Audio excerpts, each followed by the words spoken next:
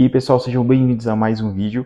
Hoje a gente vai continuar dando ênfase aqui na prova do Step 1 com o tema 5 dicas para você médico fazer essa prova do melhor jeito possível, com a menor quantidade de sustos e perrengues durante o seu caminho. Então, se você é médico ou estudante de medicina que já está perto de se formar, esse vídeo é para você. E antes da gente começar o vídeo, eu vou pedir para vocês, encarecidamente, pessoal, vamos bater essa meta aí dos 500 inscritos, vamos se inscrever no canal que não foi inscrito ainda, vamos deixar o like. E já quero saber aqui embaixo, você é estudante de medicina ou médico formado? Estou perguntando isso para fazer mais conteúdos para vocês com maior especificidade para o seu nível de treinamento. Recado dado, bora pro que interessa. Meu nome é João Vitor, esse é o Pêndulo. 5 dicas para você médico fazer o seu Step 1 no meio da sua rotina louca de plantões. Vamos nós.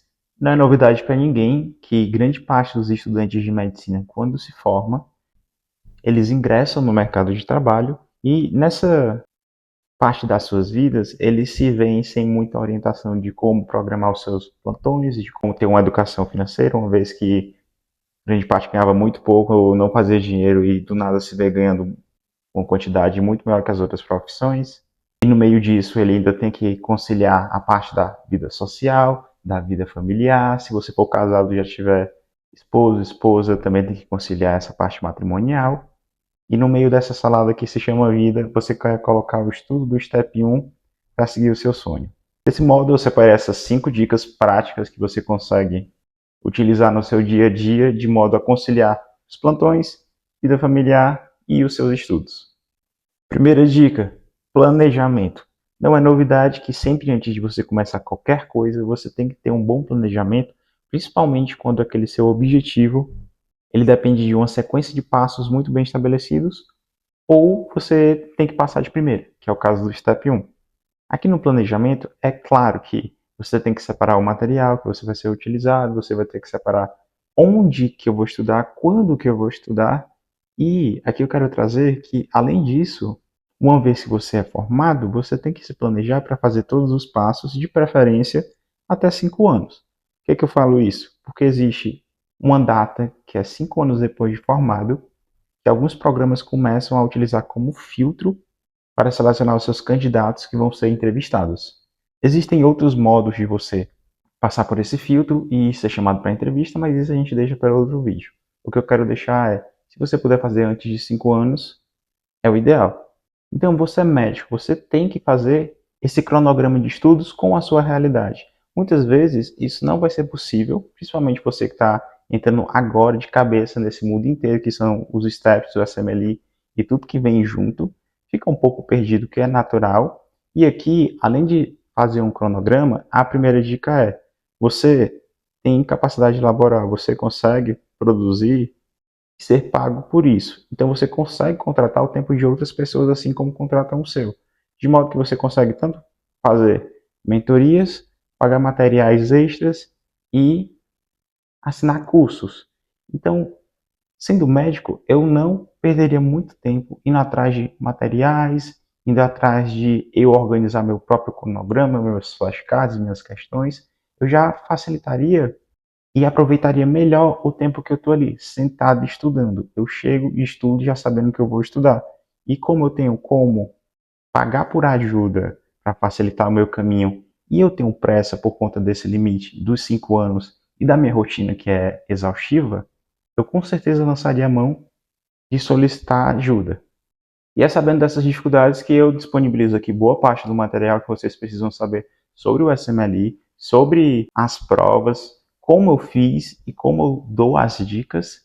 Se você estiver achando insuficiente isso aqui, que de fato não é um trabalho tão bom quanto a gente poderia fazer, eu também dou mentoria, então fiquem à vontade para tanto falar aqui nos comentários ou me procurarem lá no Instagram que a gente conversa direitinho. E também disponibilizo o deck utilizado por mim para minha aprovação lá na época do Step 1. Tendo uma coletânea de pelo menos seus 25 plus cards aí, eu acredito que a gente consegue fazer um bom trabalho com qualquer um que vá utilizar os flashcards. Então, primeira dica, planejamento inteligente e, se possível, auxiliado para você ganhar mais tempo e ser mais produtivo. Dica número 2, utilize recursos confiáveis. Pessoal, eu não consigo frisar o quanto isso é importante. Parece besta, mas é muito importante. No sentido de Você não quer inventar a roda, você não quer ir naquele material que acabou de sair, ninguém nunca usou e você acredita que é o ouro. Você quer ir em métodos consagrados para cada pessoa. Por exemplo, se eu não sei inglês, eu provavelmente vou ter muita dificuldade de estudar diretamente pelo Word da vida. Eu posso utilizar a mão de outros recursos bilíngues, ou seja, você estuda em português e vai começando a transcrever ali para o inglês, de modo que você otimiza o seu próprio tempo. E otimizando o seu próprio tempo, você aprende melhor. E além disso, mais importante, você não fica triste, decepcionado ou frustrado pela ausência da língua na hora do estudo. Você vai adquirindo aos poucos. E essa parte de saúde mental, como a gente vai falar, é uma das principais coisas que você tem que se atentar no processo. Então, como eu sempre falo aqui para vocês, materiais consagrados, o Word, o próprio Boston Beyond, os sketches da vida, Pixorize, eu particularmente gosto muito, porque eu gosto muito do sketch, mas fica a dica para se você quiser dar uma olhada. E sem esquecer do nosso queridinho Anki, né? Flashcards em qualquer canto você utiliza como estudo.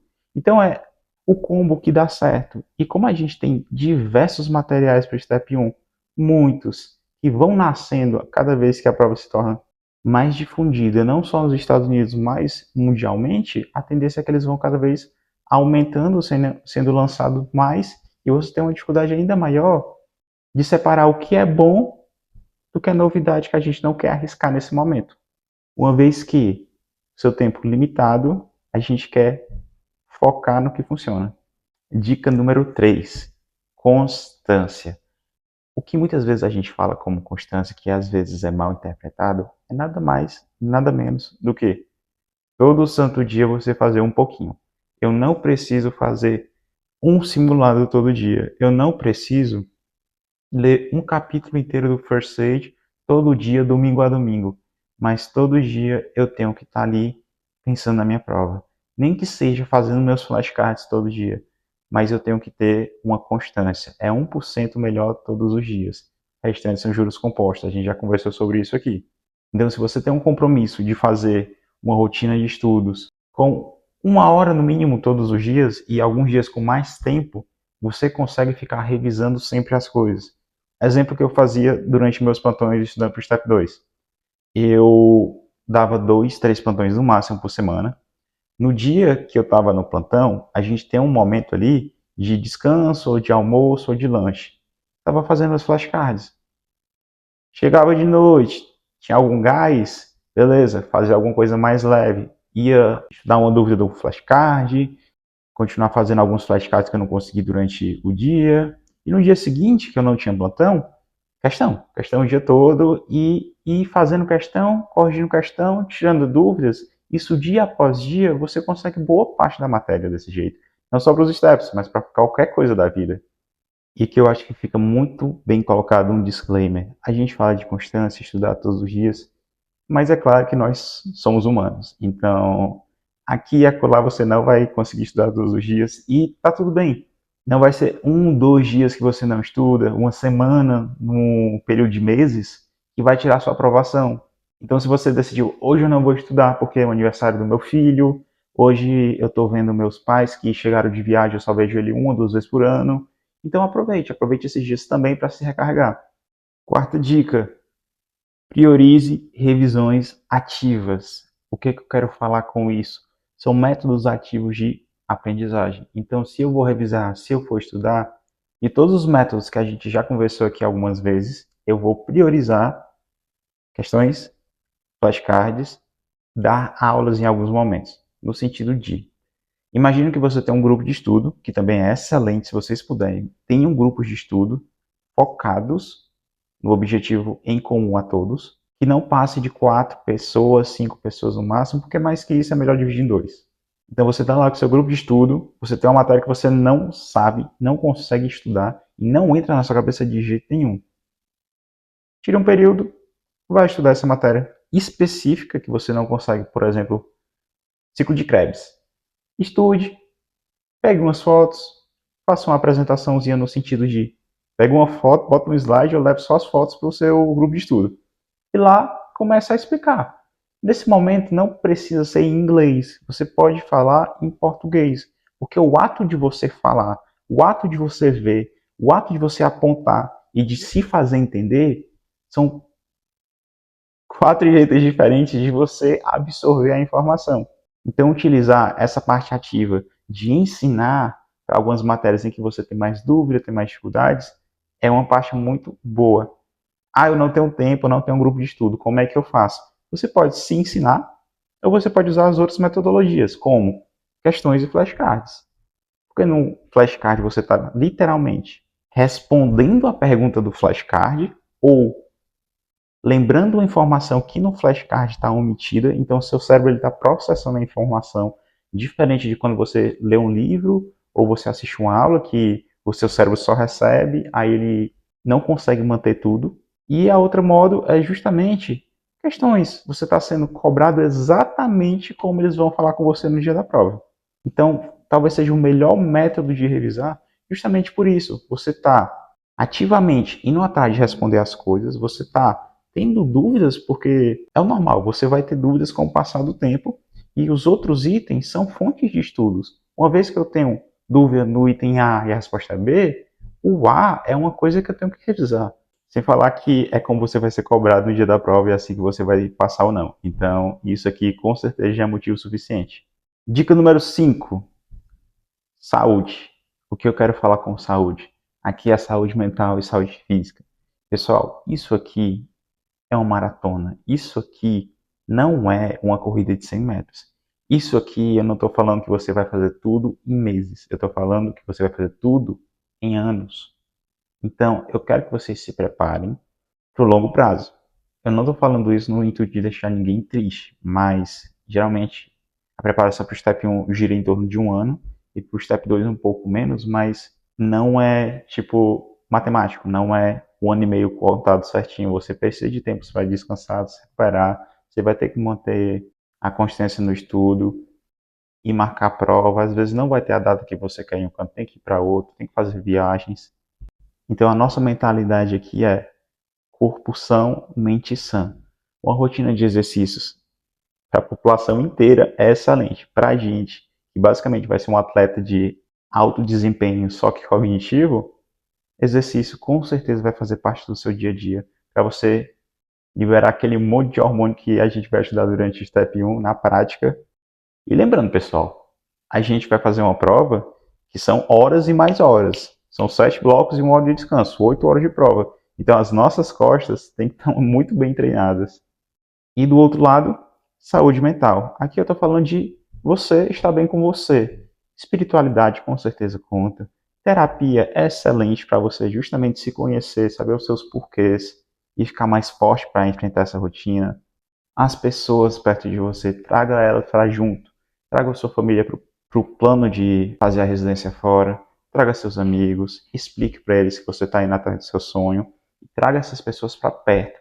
Assim como o grupo de estudos é importante, o seu grupo familiar é muito importante também. E o bônus dessa semana, como eu fiz, sendo médico, para estudar. Bom, no início é horrível, a realidade é essa, porque você fica muito naquela, eu trabalho, eu estudo, fico com minha família. Não sei. Então aqui, com certeza, o planejamento, entrar na terapia, fazer uma agenda com os momentos que eu ia fazer cada uma das coisas. E o mais difícil, seguir a agenda foi com certeza um divisor de águas. Ah, e o conteúdo que você utilizou? Eu utilizei principalmente questões. Então, pegava o tempo que eu estava no trabalho, fazia flashcards quando possível, ia para casa, focava em questões de flashcards. Algumas dúvidas, eu olhava justamente videoaulas.